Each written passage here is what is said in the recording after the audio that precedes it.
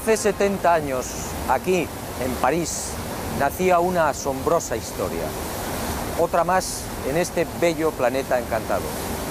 Sígame y juzgue por sí mismo.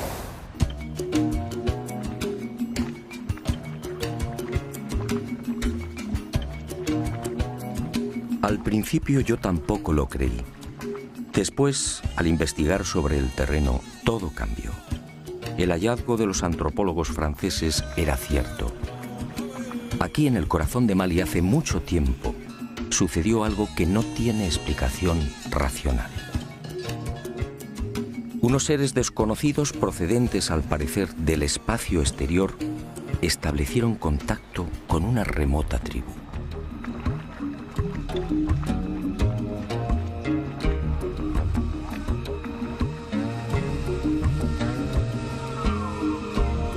En realidad, como decía, la historia nació en París. En 1931, el doctor Marcel Griol, miembro de la Sociedad Africanista, recibió el encargo de investigar una serie de pueblos sudaneses. Y en esa labor, al penetrar en la meseta de Bandiagara, en la región oriental de Mali, el antropólogo francés recibiría la sorpresa de su vida.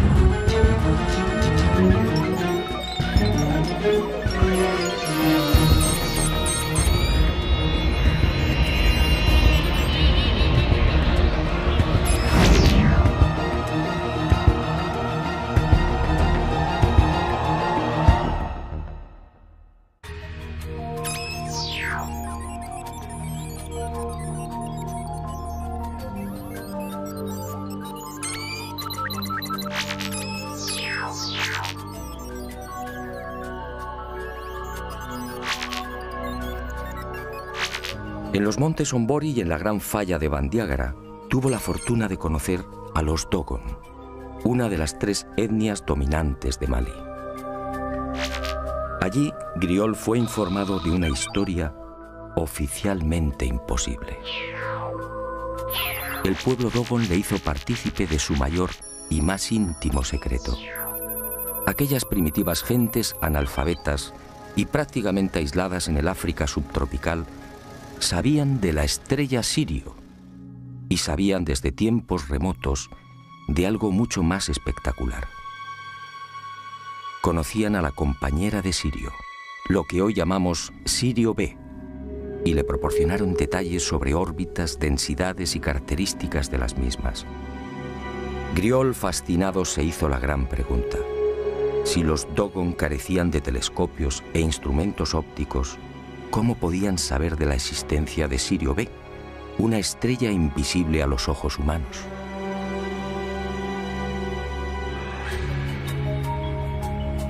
A su regreso a Francia, Marcel Griol indagó sobre Sirio.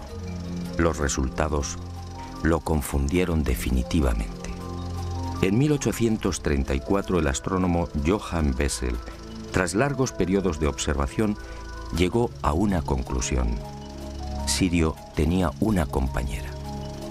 Otra estrella pesada, mucho más pequeña e invisible, que alteraba la órbita de la reina del firmamento.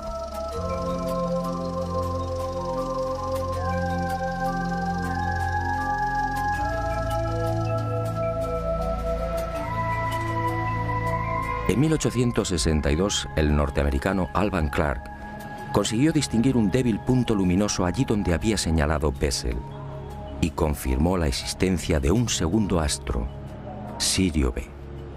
No se trataba, por tanto, de una estrella invisible, pero el brillo de Sirio A, de primera magnitud, eclipsaba prácticamente a la recién descubierta Sirio B. Después, a partir de 1915, llegaron otros descubrimientos. y se supo que Sirio B era una estrella increíblemente caliente, con una irradiación 3 veces superior a la de nuestro Sol. Y se conoció igualmente su diámetro, 42.000 kilómetros, es decir, apenas 3 veces el de la Tierra. Se calculó su órbita, unos 50 años para dar una vuelta completa alrededor de Sirio A. Pero lo más espectacular fue su densidad. Sirio B dispone de tal fuerza de gravedad que 1 metro cúbico de materia pesa 71.000 toneladas. Si un ser humano pudiera vivir en ella, su estatura no alcanzaría 1 centímetro. Todo un hermoso ejemplar de lo que en astronomía se denomina enana blanca.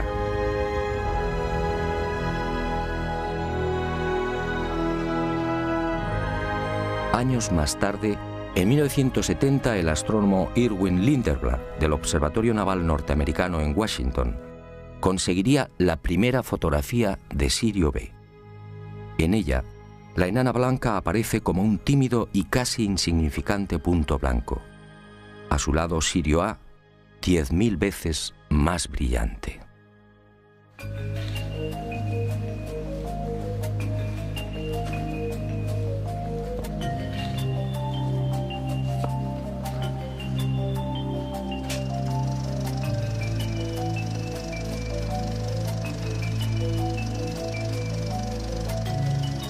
No había duda. En 1931, cuando Griol supo por primera vez de la increíble cosmogonía Togon, Sirio B ni siquiera había sido fotografiada. Era imposible que aquella etnia africana pudiera estar al corriente de los hallazgos astronómicos de los siglos XIX y XX.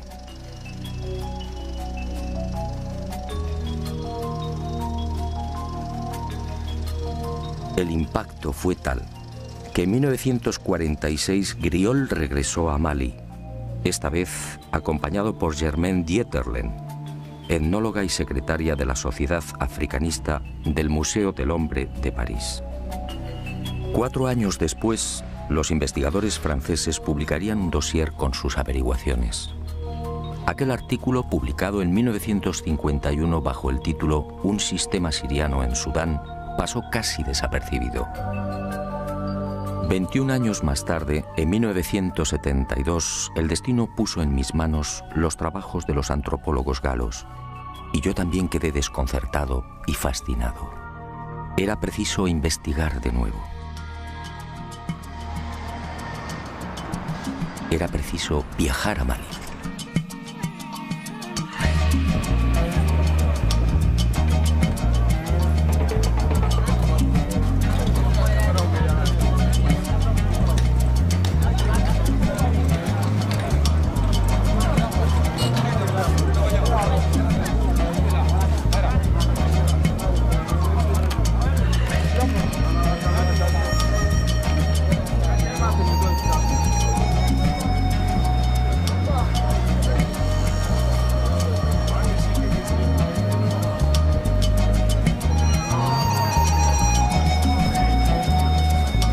No voy a ocultarlo.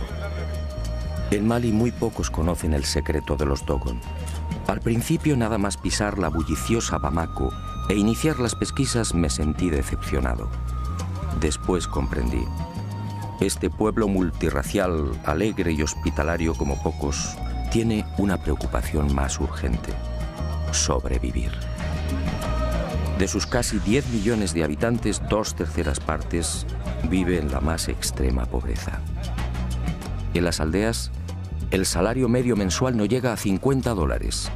En las ciudades, un funcionario puede ganar algo más, alrededor de 80.000 cefas, es decir, unos $80. El índice de analfabetismo roza el 73%. La mortalidad infantil, especialmente en las aldeas, supera el 60%, con una expectativa de vida de 35 a 40 años. La malaria, tuberculosis, meningitis, infecciones intestinales y oculares, entre otras patologías, afectan al 80% de la población. El tracoma, por ejemplo, ha provocado miles de ciegos, algo que podría evitarse con unas simples gotas.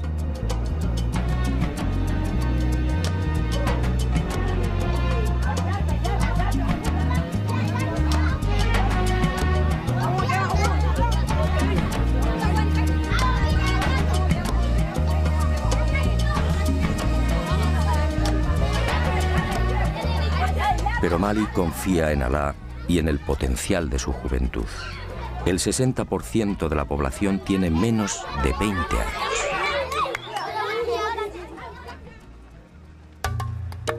No había tiempo que perder.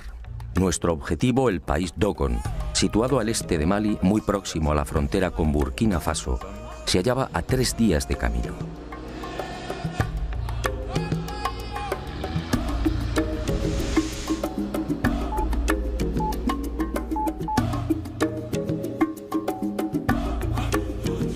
La temporada de lluvias tocaba a su fin, pero no debíamos confiarnos.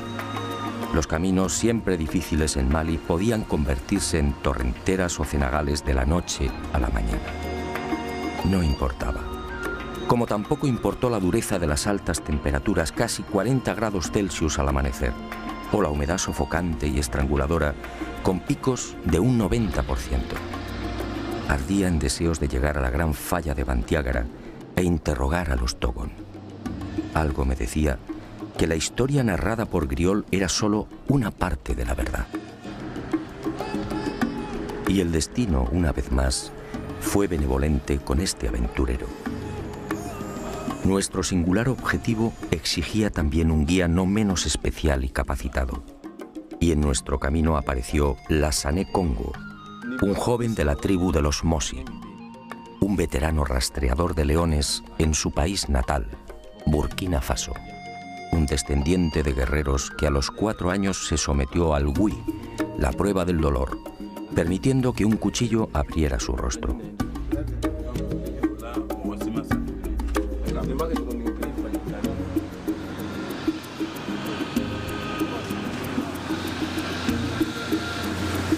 En las cercanías de las pequeñas aldeas de Bane, Bla y San, Congo quiso mostrarnos algo que forma parte del paisaje de la gran sabana maliense: los termiteros.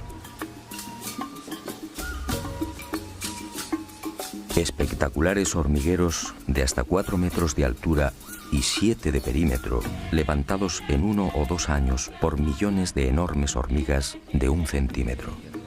Hormigas especialmente feroces, de cabeza roja, que deben ser decapitadas si hacen presa.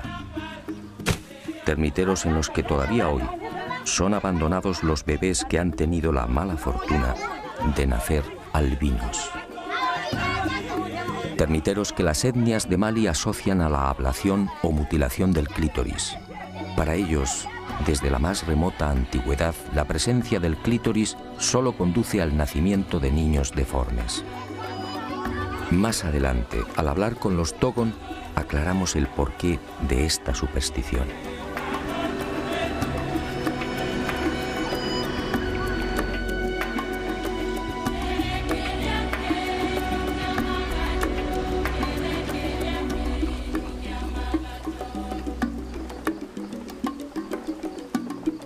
Poco después, el territorio Bobo, otra etnia que suma 150.000 individuos.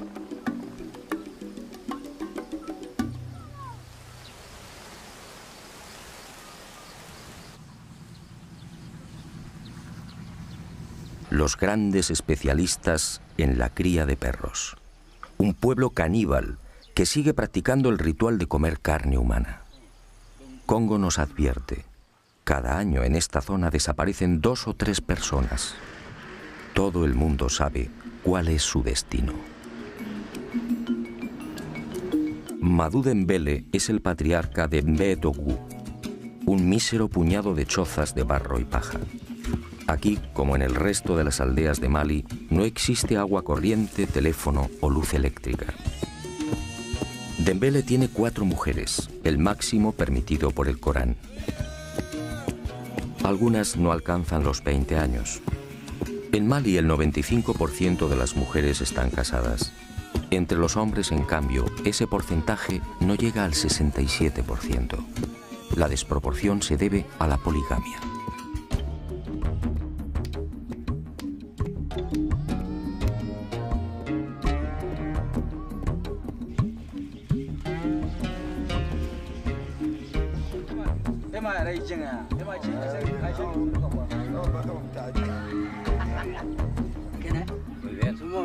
Muy bien. Al principio Madú desconfía y responde a nuestras preguntas con evasivas.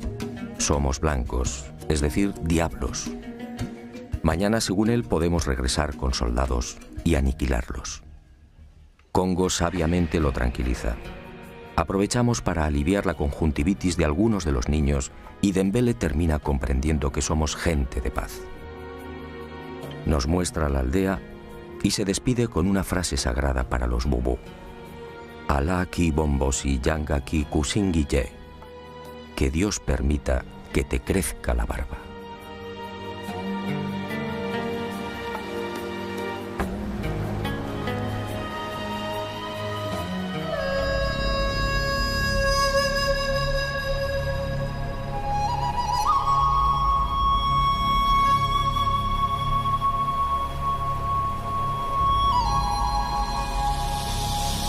Y al fin, al atardecer, Ségou, una mediana ciudad asomada al Níger, en la que asistiríamos a un espectáculo inconcebible en el siglo XXI.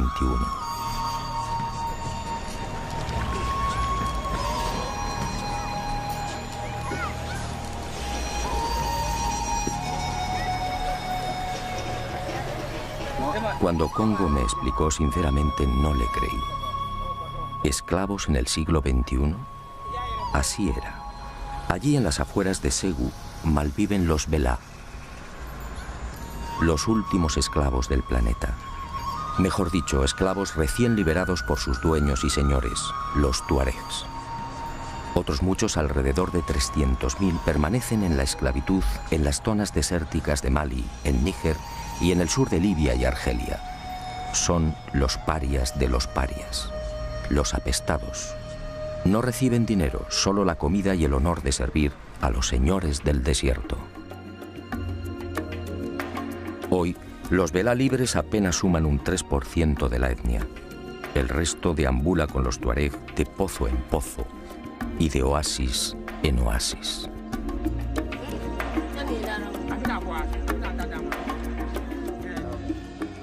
Al dejar atrás Ségou, no pude evitar un profundo sentimiento de tristeza. Aquella era la cruda realidad de Mali, una realidad ignorada por el mundo.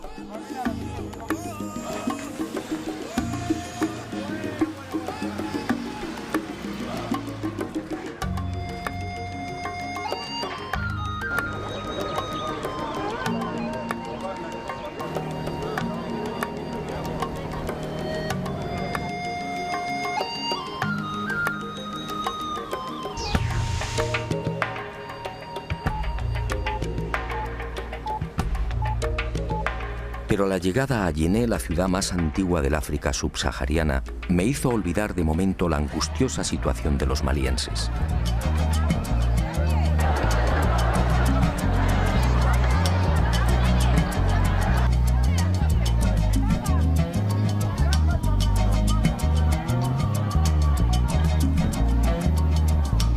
Yené, 2200 años de historia.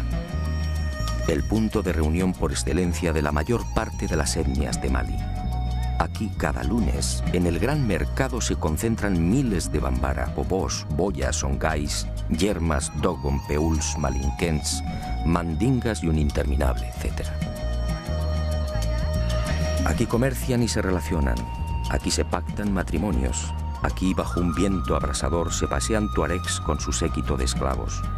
Aquí los maridos permiten que sus mujeres exhiban el oro que los acredita como hombres ricos. Aquí, solo las mujeres que se saben bellas pueden lucir un anillo de oro en la nariz. Aquí se hablan 50 dialectos. Aquí, en la ciudad que sirvió de inspiración a Julio Verne para su obra 5 semanas en globo, se alza la más famosa mezquita de la nación. Una construcción levantada en su totalidad con barro de la sabana, enriquecido con estiércol de vaca, paja, espinas de pescado y agua del Bani, afluente del Níger. Un monumento ocre y severo que debe ser remodelado cada año al concluir las lluvias.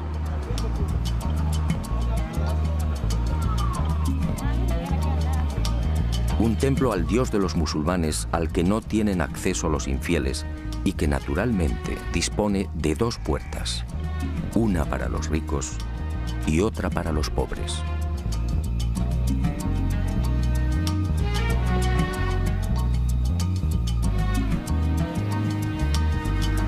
Yené, una ciudad en la que los maestros coránicos enseñan a los niños en plena calle, suras sagradas en la mano derecha y una fusta en la izquierda. Yené, un arco iris humano, toda la grandeza y oscuridad de Mali en la palma de la mano.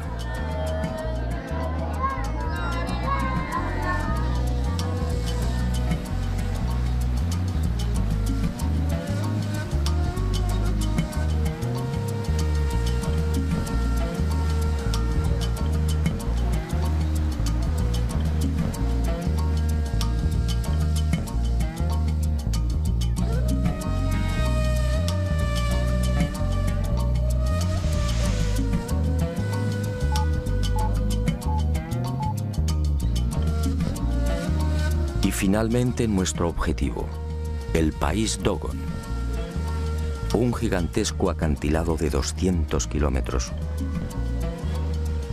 una falla de 300 a 600 metros de altura que corre paralela al Níger, un caos rocoso prácticamente incultivable en el que habitan 450.000 Dogon, una pared abrupta, sembrada de desprendimientos y rodeada por los peuls, los ganaderos nómadas, los agricultores Mosi y Bobo y los Boso, los viejos pescadores.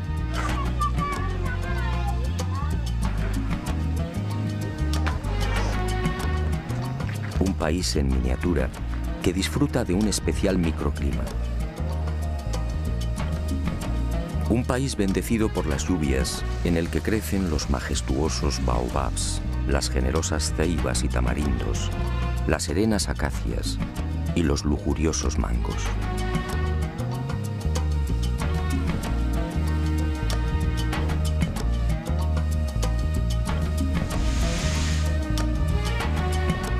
¿Por dónde empezar? La Gran Falla reúne 700 aldeas. Y opté por seguir los pasos de Griol. Dedicaría toda mi atención a los poblados más pequeños. El aspecto del Dogon resulta inconfundible. La etnia se distingue por dos tipos básicos. El alto y musculoso muy próximo al modelo sudanés, de cabeza y ojos redondos y nariz grande. Y el más pequeño y numeroso.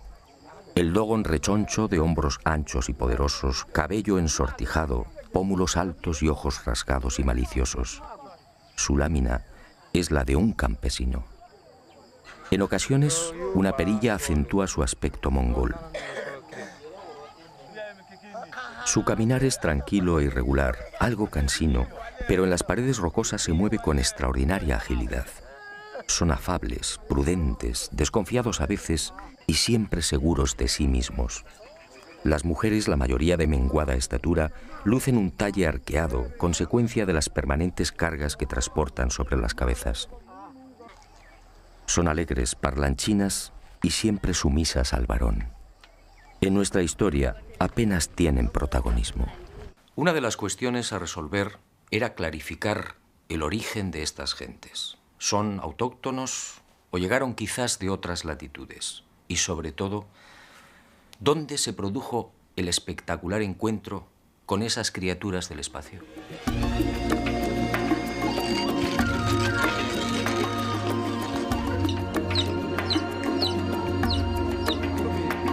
Historiadores y antropólogos no terminan de coincidir. Ni siquiera ellos, los Dogon, lo saben con certeza. La hipótesis más factible apunta hacia el antiguo reino de Ghana. Allí, hacia el año 1040, la invasión de los almorávides debió propiciar el éxodo de numerosas etnias animistas que no deseaban convertirse al Islam. Y los Dogon fue uno de los pueblos que terminó huyendo hacia el este. La huida debió registrarse entre los siglos XI y XII. En las antiguas leyendas Dogon se menciona siempre un enemigo a caballo que los expulsó de las tierras occidentales. Esto, en principio, fijaba el lugar y la posible fecha del encuentro con los seres del espacio en territorio de Mali y no más allá de los referidos siglos XI o XII. Lo que sí aparece con nitidez en la tradición Dogon, corroborado por las excavaciones e investigaciones arqueológicas, es que al llegar a la Gran Falla, los fugitivos encontraron el lugar habitado por otro pueblo, los Telem, unos pigmeos que se adornaban con pinturas rojas. Los Telem vivían en unas casas singulares construidas en las cornisas de los acantilados. Para acceder a ellas se servían de cuerdas que colgaban desde lo alto de la falla y que descendían a su vez hasta la sabana. Los Dogon terminaron expulsándolos y utilizaron las casas colgantes como tumbas y graneros.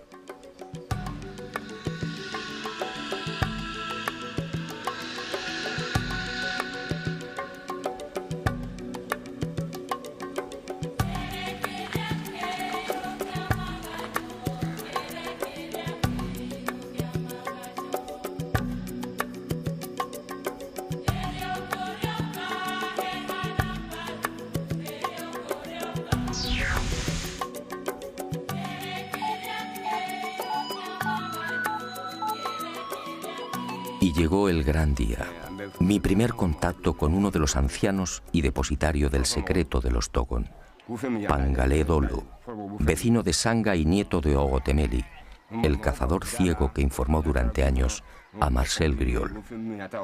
En realidad, mis temores eran infundados. Tanto en los escritos de Griol como en los relatos de otros especialistas, pude observar cómo los antropólogos hacían especial énfasis en las grandes dificultades a la hora de obtener información por parte de los Dogon. Todos hablaban de un cerrado secretismo, un conocimiento iniciático que era transmitido después de una minuciosa selección del aspirante.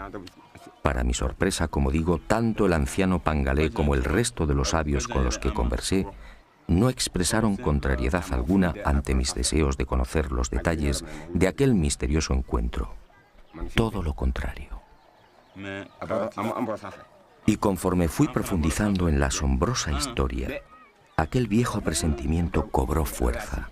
Griol y Dieterlen solo contaron una parte de la verdad.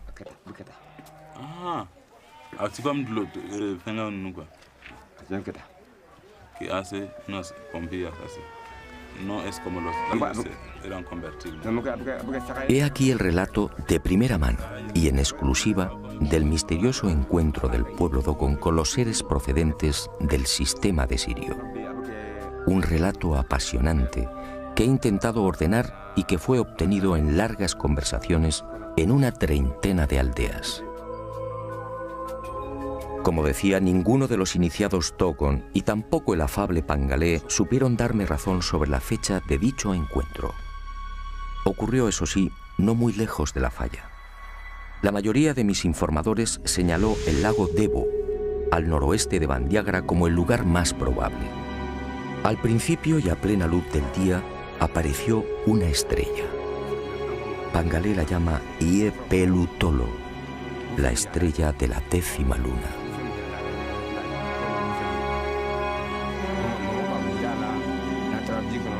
Y añaden que aquella estrella se hallaba rodeada de rayos rojos.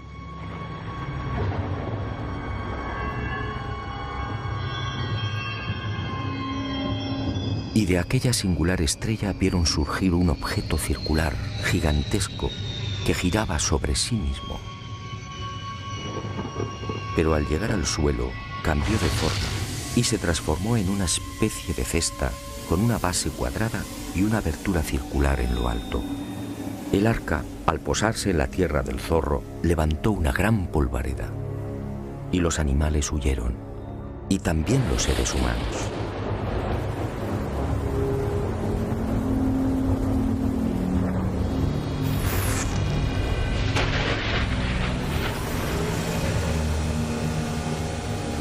En esos momentos, según mi confidente, ocurrió algo no menos insólito. Junto al arca, nadie sabe cómo, apareció un extraño animal. Sujetó el arca con cuerdas y la fue arrastrando hasta una hondonada. Después, las lluvias llenaron la depresión y el arca flotó como una enorme piragua. Y el caballo de metal desapareció entre las aguas. Después de 30 años en la investigación del fenómeno ovni, El testimonio de Pangalé resulta fácil de interpretar. Aquel pueblo hace 1000 años fue testigo de la aparición a plena luz del día de una nave que permaneció inmóvil sobre el lugar, lo que hoy llamamos nave nodriza o portadora. Así lo contaron y así lo dibujaron. Y de esa estrella de la 10ª luna surgió otro vehículo, algo muy común en los avistamientos ovni. En su primitivo y parco lenguaje, los Dogon identificaron un robot con un cuadrúpedo o caballo de metal. ¿Qué otra cosa podían pensar?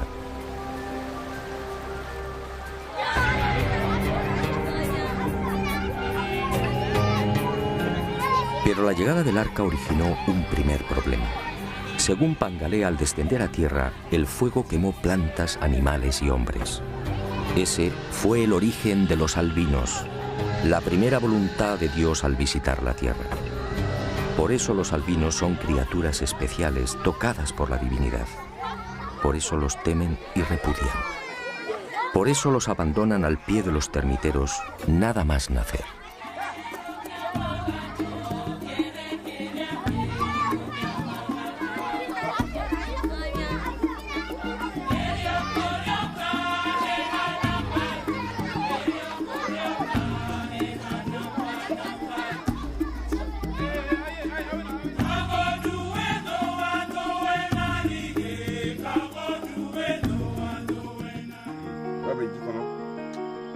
Pero sigamos con el relato. Un relato que obviamente se vio limitado por la carencia de palabras y conceptos. Aunque resulte increíble, hoy los Dogon no tienen conciencia de la llamada carrera espacial. No saben qué es un robot y mucho menos una nave no humana. Pangalé entonces explicó que según sus antepasados, del arca salieron los dioses. En total, 8. Aunque algunas versiones hablan de 8 parejas. Eran en realidad hombres peces. La cabeza y el tronco parecidos a los del hombre y el resto de cintura hacia abajo similar a la cola de un gran pez. Tenían 40 dientes, todos puntiagudos, carecían de orejas y para escuchar colocaban sus manos palmeadas en forma de bocina sobre unos minúsculos orificios laterales. Los ojos eran rojos y en el cuello lucían arrugas similares a un collar. Solo disponían de 3 dedos y los dioses vivían en el agua. Desde entonces estos seres recibieron el nombre de Onomo o el gnomo del estanque. Pero por miedo y respeto los Dogon decidieron no pronunciar ese nombre y los designaron como Di-Tiji, dueño o señor del agua. Insistí una y otra vez en el aspecto físico de los gnomos y Pangalé, paciente y firme, replicó siempre con las mismas palabras. Hombres peces. Allí, allí,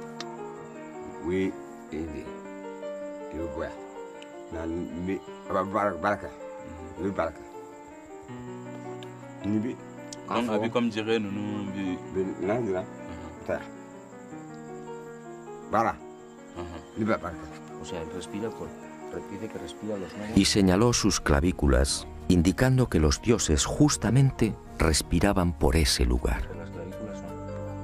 Sí. También. Vi respiración que niña va bien niña. Niña. Vi fienta niña. Meñando mundi que. qué bo. Ya familia. Ya familia. Donc vi fienta niña. Abi bone. A lo largo de aquellos días, ganada la confianza de Pangalé, el anciano fue revelándome otros secretos. Así supe, por ejemplo, que los gnomos bajaron a la tierra para enseñar y de alguna manera evangelizar a los hombres. Convivieron con los Dogon y les mostraron cómo cultivar la sabana, cómo fabricar herramientas y cómo fundir metales.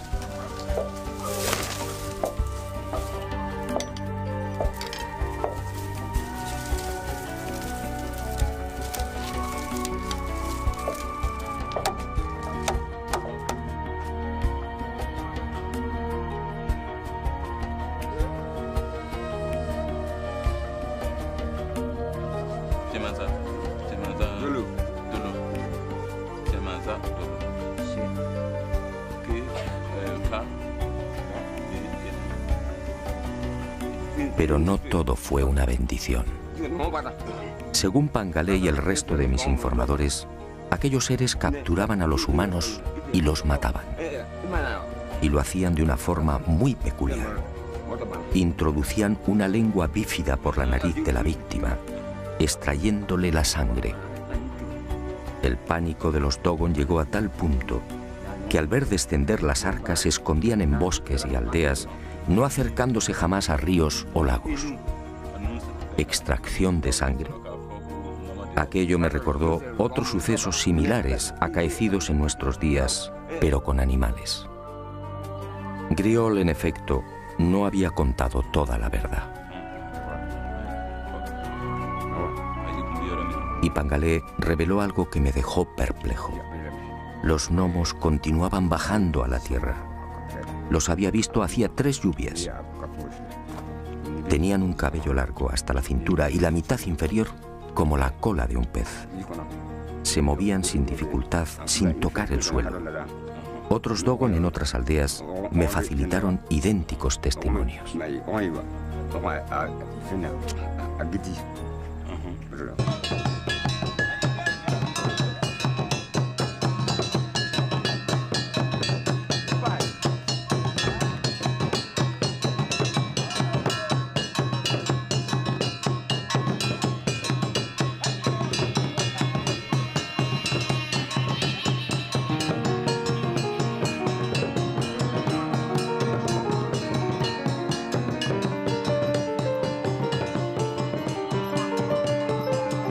El encuentro con los hombres peces desembocaría en algo que ya había sucedido con otros pueblos.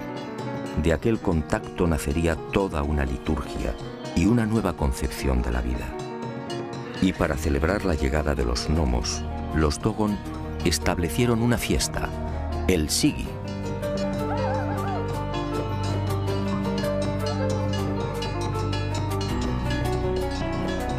Un ritual en el que se baila frenéticamente durante 3 o 5 días, en el que se bebe cerveza de mijo y en el que se exhiben hasta 28 tipos de máscaras, todas ellas alusivas a los dioses.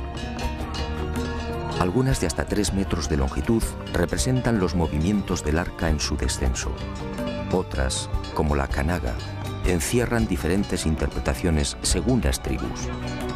Para algunas recuerdan el signo que lucía el arca en su panza, un símbolo bien conocido en nuestros días por los investigadores de ovnis. Para otras, esa H es el vínculo que une a los vivos con los muertos.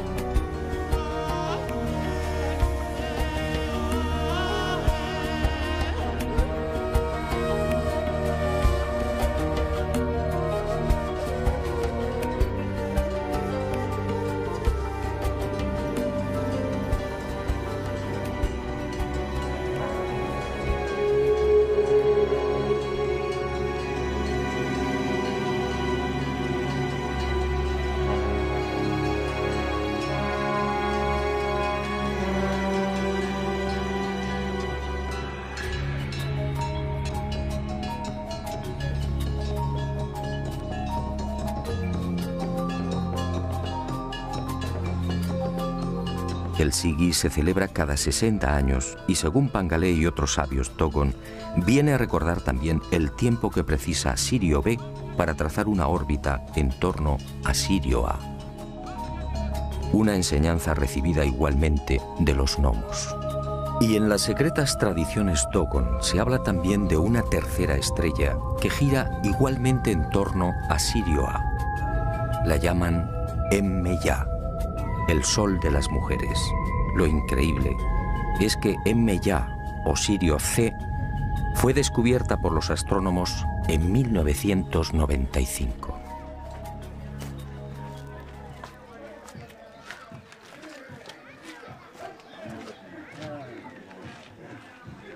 Hablar de los gnomos es siempre una cuestión solemne para aquellos que guardan la información. Por eso, la mayor parte de nuestras conversaciones tuvo lugar en la Toguna, la casa de la palabra. una especie de templo en el que se reúnen los hombres, solo los hombres, para dialogar y tomar decisiones. Una suerte de sala de conferencias inspirada también en aquel remoto encuentro con los hombres peces. 8 son sus pilares en recuerdo de los 8 gnomos que descendieron por primera vez. Y 8 deben ser las capas de mijo que forman la techumbre. Una techumbre levantada a 1 metro del suelo. Esta, al parecer, fue la indicación de los seres de Sirio. De esta forma, al no poder incorporarse, las discusiones transcurren en paz. Y fue en la casa de la palabra de Ireli, de Amani, de Ende, de Teli, de Yigibombo, de Songo y de Yugadugoru, entre otras aldeas donde fui enriqueciendo la información sobre aquellos seres del espacio. Los ancianos, complacidos por el interés de aquel extranjero, respondieron sin reservas a todas mis cuestiones, y quedé nuevamente desconcertado ante la sabiduría de aquel pueblo. Los gnomos, al parecer, les enseñaron otras muchas cosas. Les enseñaron que hay otros mundos también habitados. Nosotros, por ejemplo, nos hallamos en la 4ª tierra. En la 3ª viven los hombres con cuernos. En la 5ª, los hombres con cola. En la 6ª tierra, los hombres alados. Los Dogon conocen la estructura en espiral de la Vía Láctea y hablan de 1000 millones de sistemas solares semejantes al nuestro. Conocen los 4 satélites interiores de Júpiter. Me hablaron de Saturno y de sus anillos. Dicen que Venus al principio era rojo. Describen a la perfección los movimientos de rotación y traslación de la Tierra. Los gnomos les enseñaron que la Tierra necesita 12 meses para completar esa órbita. Y de ahí tomaron su calendario. Saben que el Sol se consume y que la Luna es un cuerpo muerto. Y desde hace 1000 años tienen conocimiento del aparato circulatorio humano. ¿Cómo podía ser? La circulación de la sangre fue descrita por Miguel Servet en 1546. Y los gnomos les hablaron también de Ama, el gran dios, un dios único y sustentador de todo lo creado, algo que choca frontalmente con las religiones animistas que los rodean y que disponen de cientos de dioses. Un dios que la compleja liturgia Togon convierte en responsable de la ablación del clítoris. Según la leyenda, Ama quiso tener hijos con la tierra, pero la presencia de los termiteros, el clítoris para los Togon, dificultó el acoplamiento y la tierra parió un zorro. De ahí que el clítoris, según los Togon, deba ser extirpado.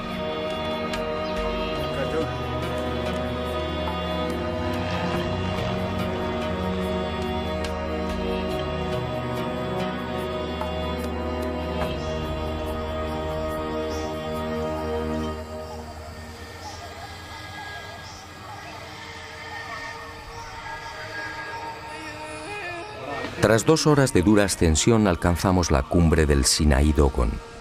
Aquí, según la leyenda, tuvieron lugar los signos que anunciaban la llegada de los dioses de Sirio. La montaña de pronto se teñía de rojo. Era el primer anuncio. Los gnomos y sus arcas estaban al llegar. Y en la aldea crecían calabazas gigantes que nadie había sembrado. Y aquí, según la tradición, se registró la primera muerte de un gnomo. No se sabe con certeza cómo ocurrió, aunque los Dogon aseguran que aquel gnomo fue crucificado y al poco resucitó. Y regresará, dicen, para salvar al mundo. Tal y como sucediera en el resto de las aldeas, los Dogon no terminaban de comprender cómo aquel extranjero había logrado estos dibujos del arca y de los dioses. Discutieron entre ellos. Me observaron con curiosidad y también con cierto temor. Finalmente, tras reconocer que en efecto se trataba de los gnomos, sentenciaron: Tú solo puedes ser un misionero de los dioses. Solo ellos pueden haberte dado sus retratos. Esta ingenua creencia, no lo niego, me benefició, y sus corazones se abrieron un poco más, y supe que los gnomos, al salir del agua, tenían el poder de transformarse. Dejaban de ser hombres peces y aparecían como humanos, pero muy hermosos. Fue así como lograron mezclarse con los Dogon. Fue así como los adoctrinaron y fue así como bebieron la sangre de las víctimas. Según estos ancianos, el número de asesinatos se contó por cientos. Siempre bajaban con las lluvias. Siempre por el arco iris.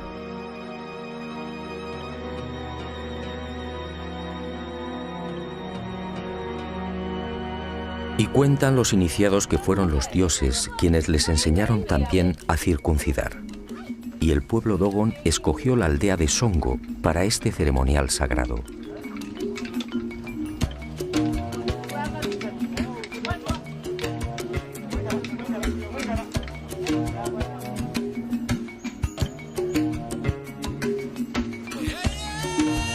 Al pie de estas 1100 pinturas, cada 3 años, grupos de niños de entre 10 y 12 años sufren el corte del prepucio a manos del herrero de la localidad. Las mujeres no pueden ver estas pinturas sagradas. De hacerlo morirían.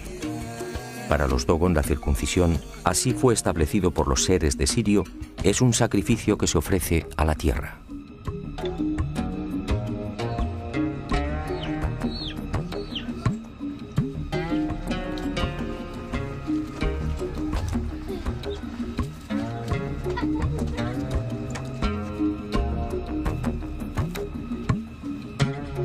Nuestra visita al país Dogon no podía concluir sin una conversación con el hombre santo por excelencia, el Ogón, una mezcla de hechicero, médico y guía espiritual.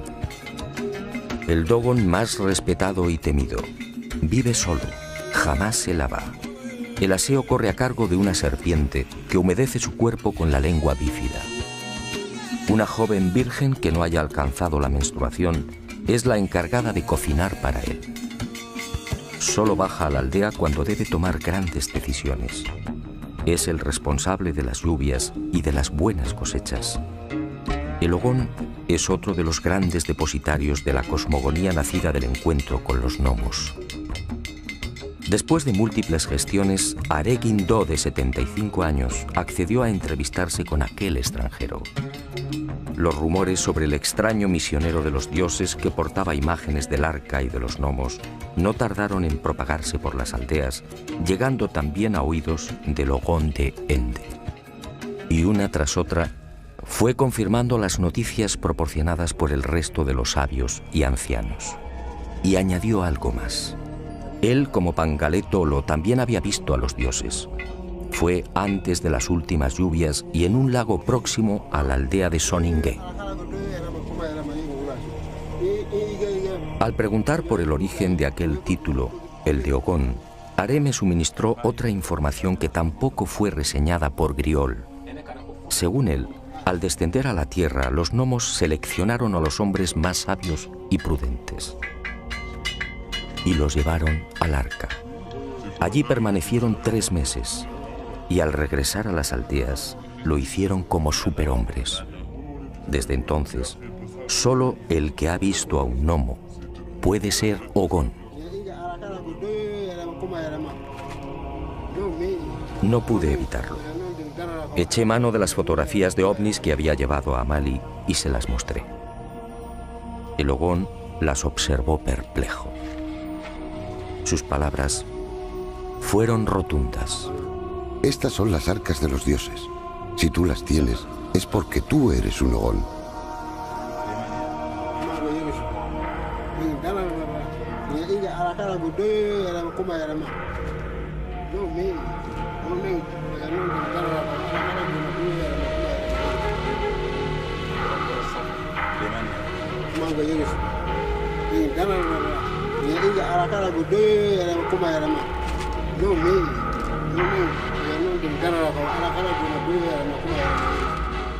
Ahora no tengo la menor duda.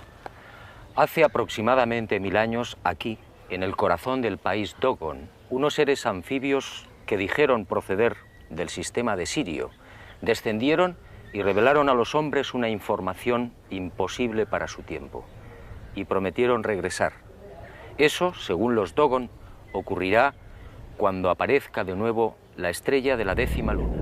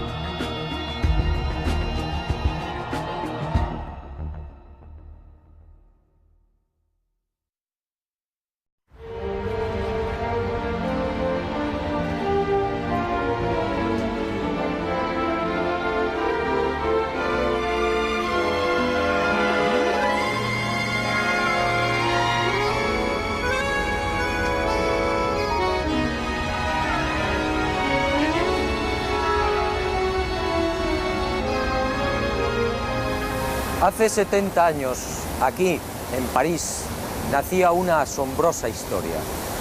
Otra más en este bello planeta encantado. Sígame y juzgue por sí mismo.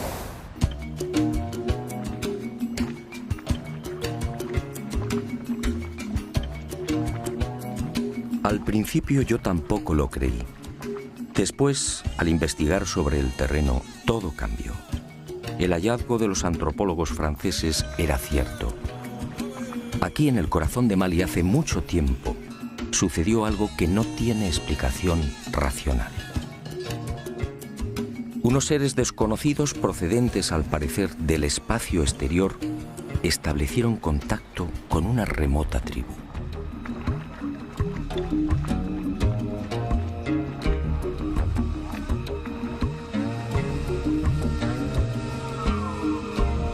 En realidad, como decía, la historia nació en París. En 1931, el doctor Marcel Griol, miembro de la Sociedad Africanista, recibió el encargo de investigar una serie de pueblos sudaneses. Y en esa labor, al penetrar en la meseta de Bandiagara, en la región oriental de Mali, el antropólogo francés recibiría la sorpresa de su vida.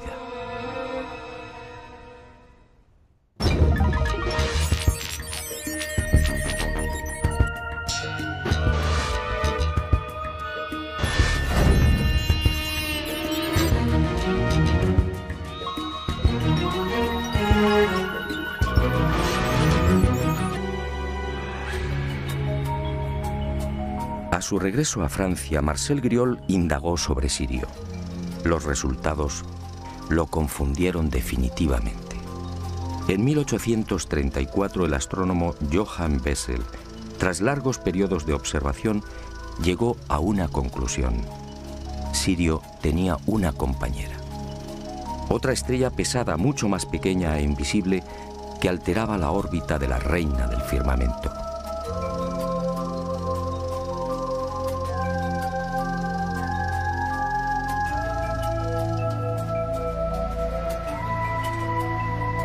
En 1862, el norteamericano Alvan Clark consiguió distinguir un débil punto luminoso allí donde había señalado Bessel. y confirmó la existencia de un segundo astro, Sirio B. No se trataba, por tanto, de una estrella invisible, pero el brillo de Sirio A, de primera magnitud, eclipsaba prácticamente a la recién descubierta Sirio B. Después, a partir de 1915, llegaron otros descubrimientos. Y se supo que Sirio B era una estrella increíblemente caliente, con una irradiación 3 veces superior a la de nuestro Sol. Y se conoció igualmente su diámetro, 42.000 kilómetros, es decir, apenas 3 veces el de la Tierra. Se calculó su órbita, unos 50 años para dar una vuelta completa alrededor de Sirio A. Pero lo más espectacular fue su densidad. Sirio B dispone de tal fuerza de gravedad que 1 metro cúbico de materia pesa 71.000 toneladas. Si un ser humano pudiera vivir en ella, su estatura no alcanzaría 1 centímetro. Todo un hermoso ejemplar de lo que en astronomía se denomina enana blanca.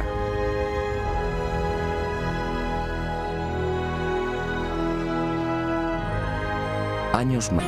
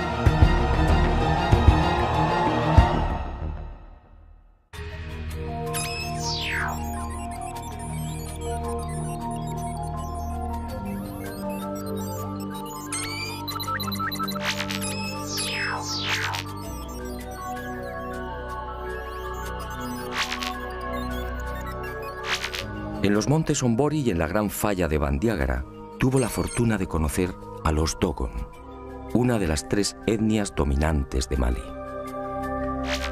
Allí, Griol fue informado de una historia oficialmente imposible. El pueblo Dogon le hizo partícipe de su mayor y más íntimo secreto. Aquellas primitivas gentes analfabetas y prácticamente aisladas en el África subtropical sabían de la estrella Sirio y sabían desde tiempos remotos de algo mucho más espectacular. Conocían a la compañera de Sirio, lo que hoy llamamos Sirio B, y le proporcionaron detalles sobre órbitas, densidades y características de las mismas. Griol, fascinado, se hizo la gran pregunta: si los Dogon carecían de telescopios e instrumentos ópticos, ¿cómo podían saber de la existencia de Sirio B, una estrella invisible a los ojos humanos?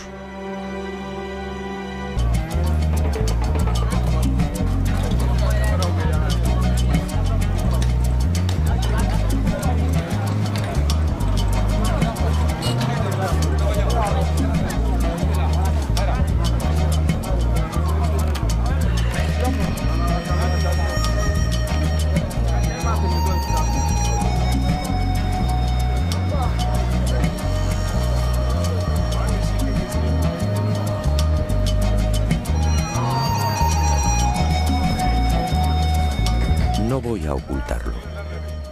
En Mali muy pocos conocen el secreto de los Dogon. Al principio, nada más pisar la bulliciosa Bamako e iniciar las pesquisas, me sentí decepcionado. Después comprendí. Este pueblo multirracial, alegre y hospitalario como pocos, tiene una preocupación más urgente: sobrevivir. De sus casi 10 millones de habitantes, 2/3 partes vive en la más extrema pobreza. En las aldeas, el salario medio mensual no llega a $50. En las ciudades, un funcionario puede ganar algo más, alrededor de 80.000 cefas, es decir, unos $80. El índice de analfabetismo roza el 73%. La mortalidad infantil, especialmente en las aldeas, supera el 60%, con una expectativa de vida de 35 a 40 años. La malaria, tuberculosis, meningitis, infecciones intestinales y oculares, entre otras patologías, afectan al 80% de la población. El tracoma, por ejemplo, ha provocado miles de ciegos, algo que podría evitarse con unas simples gotas.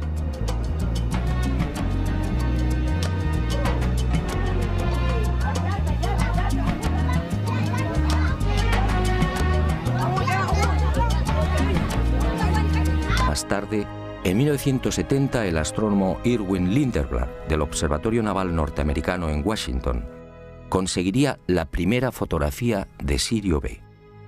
En ella, la enana blanca aparece como un tímido y casi insignificante punto blanco. A su lado, Sirio A, 10.000 veces más brillante.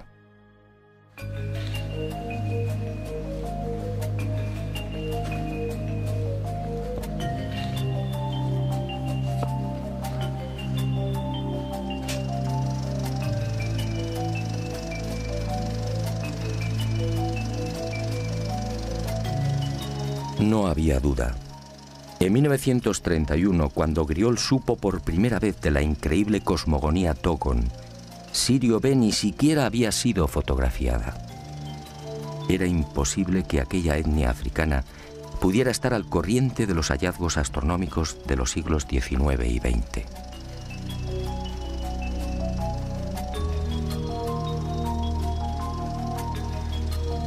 El impacto fue tal que en 1946 Griol regresó a Mali, esta vez acompañado por Germaine Dieterlen, etnóloga y secretaria de la Sociedad Africanista del Museo del Hombre de París. 4 años después, los investigadores franceses publicarían un dossier con sus averiguaciones.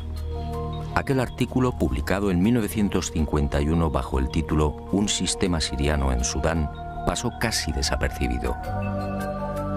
21 años más tarde, en 1972, el destino puso en mis manos los trabajos de los antropólogos galos, y yo también quedé desconcertado y fascinado. Era preciso investigar de nuevo. Era preciso viajar a Mali.